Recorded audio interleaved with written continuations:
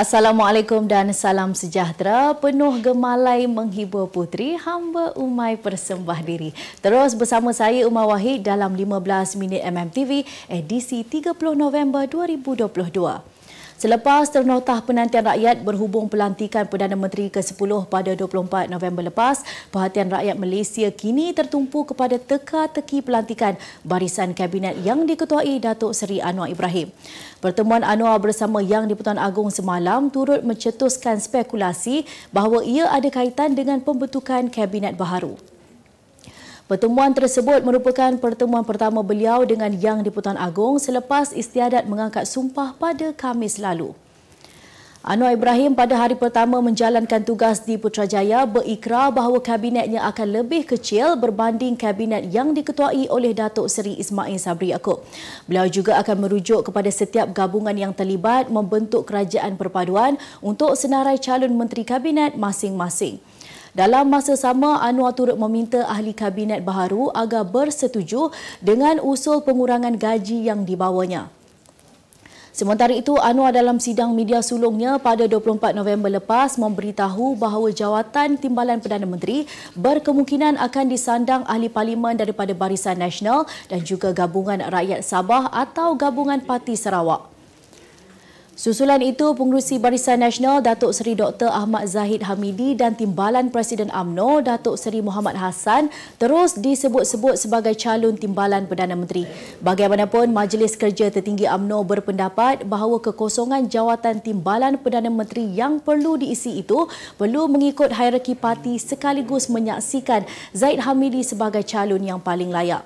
Beberapa pimpinan Pakatan Harapan dan UMNO Negeri Sembilan pula berpendapat bahawa Datuk Seri Muhammad Hassan adalah calon yang paling sesuai dan boleh diketengahkan sebagai Timbalan Perdana Menteri. Tidak terhenti di situ, veteran politik tanah air Tan Sri Rafidah Aziz menegaskan agar kluster mahkamah perlu ditolak daripada barisan kabinet yang dipimpin Anwar Ibrahim. Jelasnya perkara itu perlu bagi mengelak wujudnya imej negatif kepada kabinet baru sekaligus memberi laluan kepada pemimpin yang mempunyai kredibiliti, cekap dan dihormati. Persoalan berhubung pelantikan barisan kabinet bagaimanapun dipercayai terlerai dan berkemungkinan diumumkan esok. Menurut sumber terdekat, kabinet di bawah pentadbiran Kerajaan Perpaduan akan dibarisi seramai 25 orang jemaah menteri. Kerajaan Perpaduan disaran melaksanakan subsidi lebih bersasar iaitu dengan meningkatkan bantuan wang tunai untuk golongan memerlukan berbanding meningkatkan subsidi kepenggunaan seperti bahan api dan minyak masak. Saranan tersebut dilihat wajar selepas Pusat Kajian Polisi Sosial di Amerika Syarikat mendapati semua program bantuan wang tunai yang diperuntukkan Kerajaan Amerika Syarikat menyumbang kepada penurunan kadar kemiskinan daripada 11.8% pada 2019 kepada 9.1% pada 2020. Pensyarah Ekonomi UniKL Business School, Profesor Madya Dr. Aimi Zul Hazmi Abdul Rashid berkata, matlamat kerajaan membantu rakyat susah perlu diubah kerana subsidi bahan api 2022 sahaja sudah melebihi 30 bilion. Menurutnya, subsidi membabitkan bahan api itu tidak hanya membantu rakyat susah, sebaliknya sebahagian besarnya iaitu lebih 50% dinikmati oleh golongan T20. Senada dengan pandangan itu, pensyarah ekonomi dari Putra Business School, Profesor Madya Dr. Abu Sofyan Yaakob pula memberitahu kaedah menyampaikan bantuan tunai kepada rakyat yang memerlukan perlu diperkasa kerana program tersebut berjaya sampai kepada golongan sasar. Di Malaysia, kerajaan membelanjakan 77.3 bilion ringgit untuk subsidi kepenggunaan pada tahun ini dengan subsidi untuk petrol, diesel dan gas petroleum cecair LPG mencatatkan perbelanjaan sehingga 37.3 bilion ringgit, jauh lebih tinggi berbanding bantuan wang tunai yang diagihkan cuma 11.7 bilion. Kerajaan turut memperuntukkan sebanyak 55 bilion ringgit untuk subsidi kepenggunaan dalam bajet 2023, namun bantuan tunai hanya sekitar 11 bilion ringgit dengan 1 bilion ringgit diperuntukkan untuk program pembasmian miskin tegar. Presiden PAS Tan Sri Abdul Hadi Awang menegaskan beliau tidak pernah membuat kenyataan menuduh Perdana Menteri Datuk Seri Anwar Ibrahim sebagai ejen Israel. Timbalan Pengerusi Perikatan Nasional itu berkata beliau terbuka jika dipanggil ke Bukit Aman untuk disiasat berhubung dakwaan terbabit. Bagaimanapun, kata ahli Parlimen Marang itu, beliau sehingga kini belum dihubungi pihak berkuasa dan kemungkinan tiada. Terdahulu, Bukit Aman mengesahkan siasatan sedang dijalankan terhadap Presiden PAS itu susulan beliau menuduh Anwar sebagai ejen Israel. Sebelum itu, pengarah komunikasi PKR, Fahmi Fazil berkata, Anwar sudah mengarahkan polis mengambil tindakan terhadap pihak yang mengaitkannya sebagai ejen Israel. Dalam pada itu, Anwar Ibrahim memberi tempoh 3 hari kepada ahli Parlimen Baling Hassan Saad untuk membuat permohonan maaf tanpa syarat berhubung hantaran audio di Twitter yang mendakwa kononnya Perdana Menteri itu mempunyai hubungan dengan Israel. Bagaimanapun, media membuat laporan baru dengan pindaan bahawa polis sedang menyiasat ahli Parlimen Baling Hassan Saad berhubung kenyataannya yang mendakwa Perdana Menteri sebagai ejen Israel. Setiausaha Polis Diraja Malaysia PDRM Norsiah Muhammad Saudin berkata siasatan dikendalikan oleh Unit Siasatan Jenayah Terkelas Bahagian Pendakwaan Undang-Undang Jabatan Siasatan Jenayah Bukit Aman.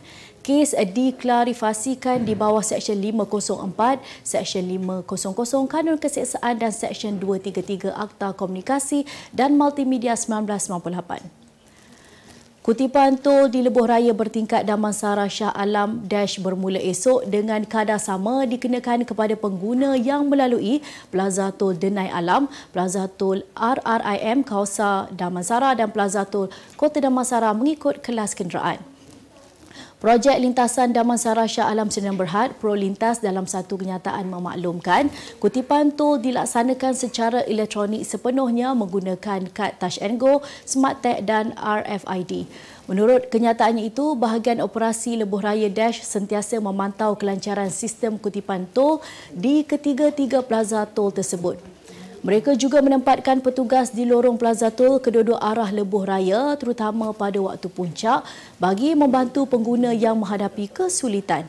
Pengguna juga dinasihatkan mematuhi peraturan keselamatan jalan raya dan papan tanda arah yang disediakan semasa melalui Plaza Tol bagi memastikan perjalanan yang lancar ke destinasi dituju. Apa yang ada dengan Media Mulia Sdn Bhd? Di Media Mulia kami memaparkan berita-berita terkini, tepat dan sensasi menerusi putusan Malaysia dan juga kosmos. Berita-berita berkenaan isu semasa, politik, hiburan, sukan, laporan khas. Pelbagai segmen seperti program diskusi dan bual bicara. Orang yang dipaparkan berkongsikan pemikiran baharu dan suara kontemporari. Mendapatkan perkembangan berita semasa melalui laman web dan juga platform media sosial kami, Putusan Online dan Kosmo Online. Kita kembali lagi. Kerajaan Kelantan mengumumkan pemberian bantuan khas kewangan sebanyak RM1,500 kepada penjawat awam di negeri itu. Timbalan Menteri Besar Datuk Muhammad Amani Abdullah berkata bantuan itu akan diberi Januari tahun depan sebagai menghargai sumbangan dan pengorbanan mereka. Ujarnya kerajaan bersetuju memberi bantuan khas kewangan itu melibatkan pembayaran sebanyak RM13 juta. Bantuan ini merupakan bantuan tertinggi yang pernah diberikan kerajaan negeri berikutan lebihan belanjawan dalam tempoh 5 tahun berturut-turut. Luluh hati seorang nenek selepas melihat cucu kesayangan terkulai di celah tiang elektrik yang menghempap kanak-kanak berusia 10 tahun itu di Kampung Beluka, Changlun semalam. Zaitun Abu yang berusia 64 tahun memberitahu dia terkejut selepas terdengar bunyi dentuman seperti guruh sebelum disusuli jeritan cucunya Muhammad Akil Wafiq. Zaitun yang ditemui di pekarangan Jabatan Forensik Hospital Sultanah Bahyah HSB hari ini memberitahu dia hampir pingsan apabila melihat cucunya sendiri yang terkepit di celah-celah tiang elektrik berkenaan. Selain Muhammad Akil Wafiq, 2 rakan kepada cucunya cedera parah pada bahagian kaki dan badan. Jenazah Muhammad Akil Wafiq yang dituntut keluarganya hari ini selamat dikebumikan di tanah perkuburan Islam Masjid Kampung Berona Kanan di Jenyang Sik bersebelahan kubur kakaknya. Ribuan pekerja di United Kingdom mula beralih ke sistem bekerja 4 hari seminggu dengan bayaran gaji penuh untuk sebulan. Kira-kira 2,600 pekerja dari 100 syarikat berkenaan bakal memperoleh manfaat daripada cara kerja baharu itu selepas syarikat berkenaan mendaftar untuk menjadi majikan bertauliah dalam skim yang dilaksanakan di seluruh negara. Beberapa pakar program berkenaan menyifatkan sistem bekerja 5 hari seminggu merupakan kebiasaan dari zaman ekonomi awal sekaligus melihat cara kerja baharu itu mampu mendorong peningkatan produktiviti seperti output yang sama dalam masa lebih singkat. Sebelum ini, kempen percubaan sistem bekerja 4 hari seminggu di Perancis mendapati pekerja negara itu masih bekerja lebih masa, malah syarikat terpaksa membayar allowance kerja lebih masa kepada pekerja terbabit. Sebuah kapal yang dibina oleh Kesatuan Soviet sebagai sebahagian daripada projek rahsia semasa era Perang Dingin ditinggalkan terbiar di pantai Rusia. Kapal Ekranoplan yang dikenali sebagai raksasa Laut Caspian itu dibina untuk melakukan serangan kilat ke atas kapal-kapal musuh. 8 enjin pesawat itu ditempatkan sebaris pada sayapnya menyebabkan ia didakwa sebagai salah satu mesin paling aneh pernah dibina. Ia dilengkapi dengan sistem peluru berpandu yang boleh dilancarkan daripada 6 pelancar dengan jarak sejauh 97 km. Ejen perisikan Amerika Syarikat yakin bahawa kapal itu boleh digunakan untuk menanam periuk api, terlibat dalam perang anti kapal selam di laut serta operasi mencari dan menyelamat. Formasi 3 kapal serupa boleh melancarkan 18 peluru berpandu dengan setiap satu daripadanya bergerak 3 kali ganda daripada kelajuan bunyi.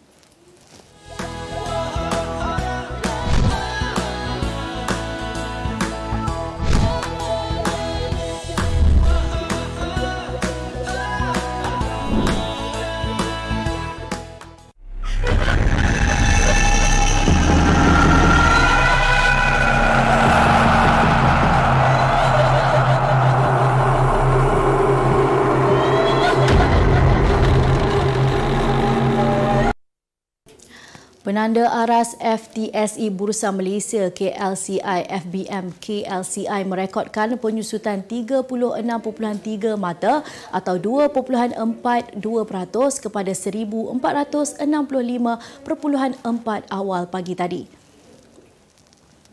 Senario berkenaan merupakan penurunan bagi hari ketiga berturut-turut selepas melonjak cemerlang Khamis lalu selepas pelantikan Datuk Seri Anwar Ibrahim sebagai Perdana Menteri ke-10.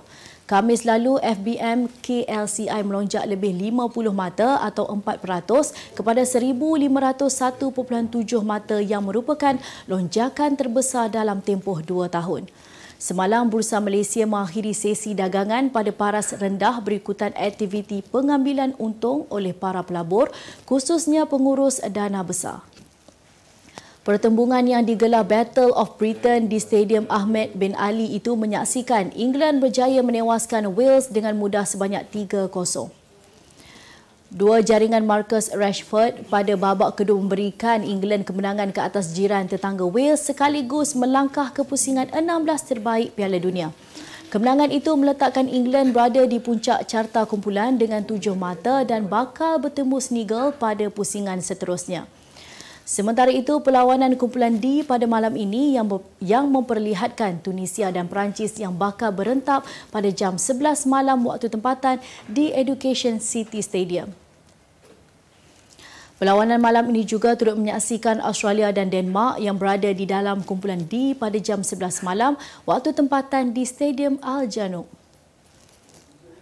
Sebagai penutup 15 minit MMTV hari ini, saksikan laporan cuaca esok Khamis 1 Disember 2022. Jangan lupa dapatkan akhbar utusan Malaysia dan Kosmo untuk berita-berita terkini dan menyeluruh. Sekian saja pada saya, Umar Wahid. Assalamualaikum dan jumpa lagi.